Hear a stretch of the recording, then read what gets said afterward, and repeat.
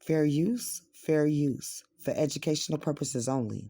In Genesis 27, Jacob deceives his father Isaac to steal the blessing of the firstborn brother Esau. The question. Okay, it is a misconception that is taught within Christianity. Jacob stole the blessing. You cannot steal what is already belongs to you. That's just biblical facts. So we're going to start at Genesis 25, verse 23. And Yahuwah said unto her, two nations are in thy womb, and two manner of people shall be separated from thy bowels, and the one people shall be stronger than the other, and the elder shall serve the younger. Now let's go and look at that word serve right quick.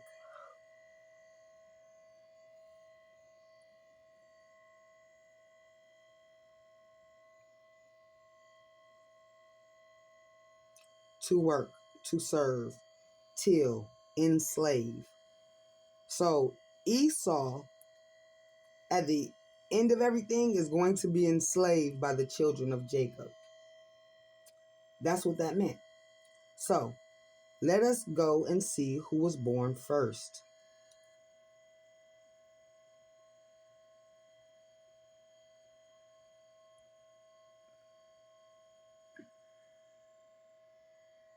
And when her days to be delivered were fulfilled, behold, there were twins in her womb. The first came out was red, and his whole body was hairy like a garment. So they named him Esau. This is why he got the blessing. The wife actually stopped the husband from creating or committing a great sin, for you cannot go against the will of the Most High. And he spoke these things.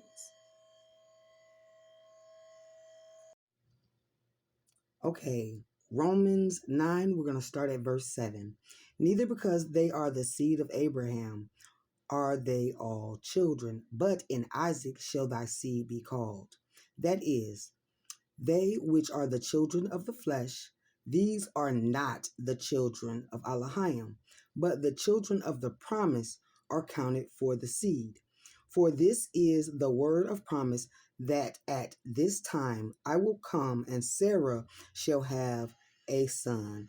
And not only this, but when Rebekah also had conceived by one, even by our father Isaac, for the children being not yet born, neither having done any good or evil, that the purpose of Elohim according to election might stand, for not of works, but of him that calleth.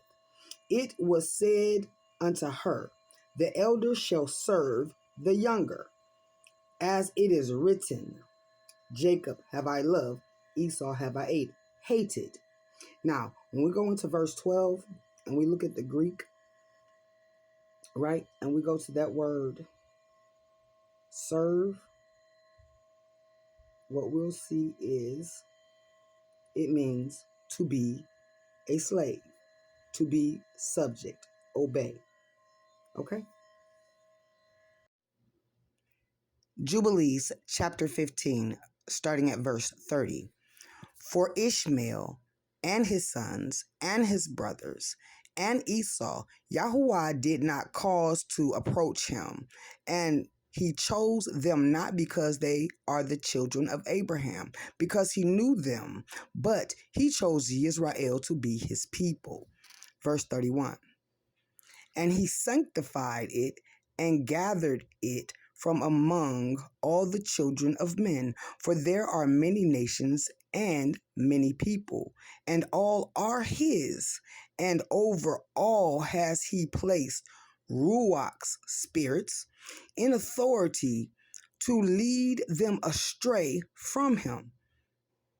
But over Yisrael he did not appoint any angel or any Ruach spirit, for he alone is their ruler, and he will guard them and require them at the hand of his angels and Ruach, and that and at the hand of all his power, in order that he may guard them and bless them, and that they may be his and he may be theirs from thenceforth and forever. Hallelujah.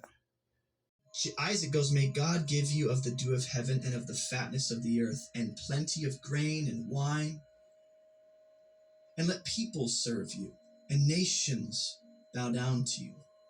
Be Lord over your brothers, and may your mother's sons bow down to you. Cursed be everyone who curses you, and blessed be everyone who blesses you. Genesis 27, verse 29.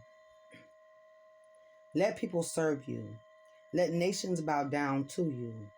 Be Lord over your brothers, and may your mother's sons bow down to you. Cursed be everyone that curseth you, and blessed be everyone that blesseth you. Now let's go and look at this word serve.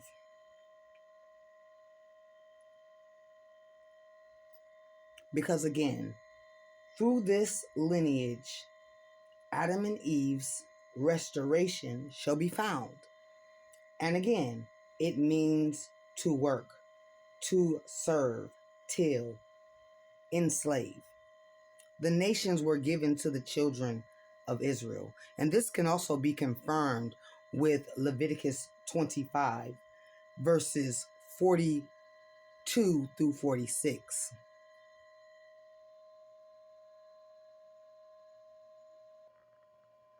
Leviticus 25, starting at verse 42.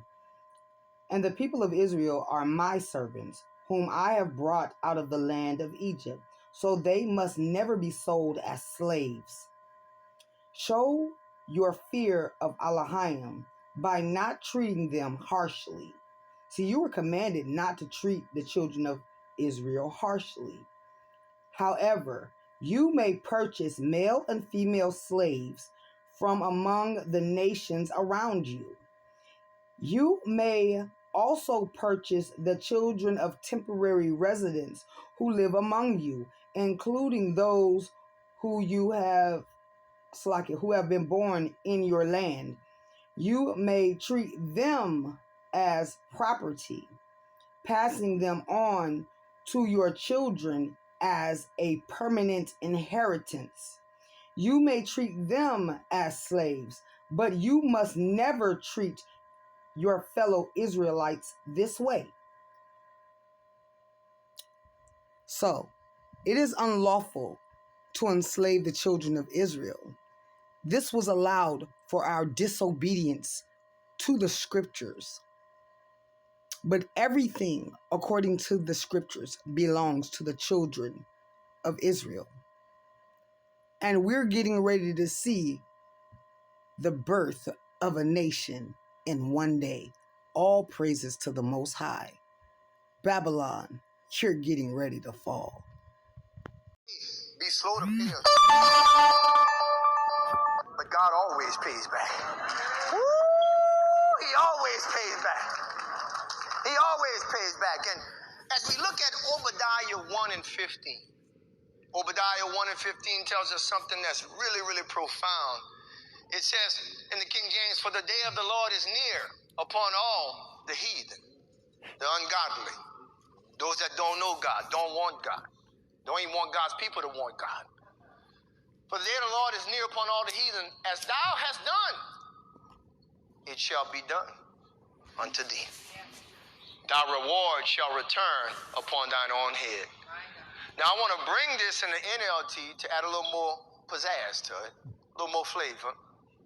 The NLT says, the day of the Lord is near, when I, the Lord, will judge all godless nations, as you have done to Israel. So it will be done to you. All right, does that add a little pizzazz to it? And your evil deeds will fall back on your own heads. All right? All right? That's why nobody wants us to preach that the African American is really Israel. And whenever you say that, you get blackballed.